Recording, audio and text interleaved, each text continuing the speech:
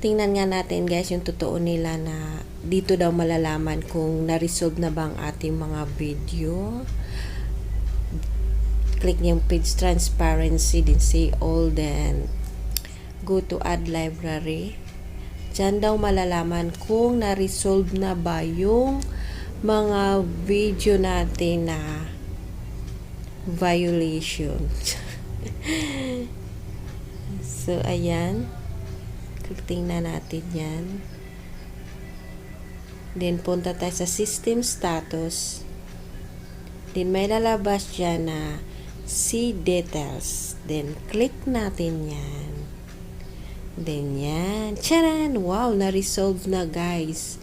So, pwede nang malagyan ng ating Reels video ng ads. So, wag mawala ng pag-asa. Upload lang tayo ng upload, guys. Hindi man sa ngayon, pero upload lang tayo ng mag-upload. Mapansin din tayo.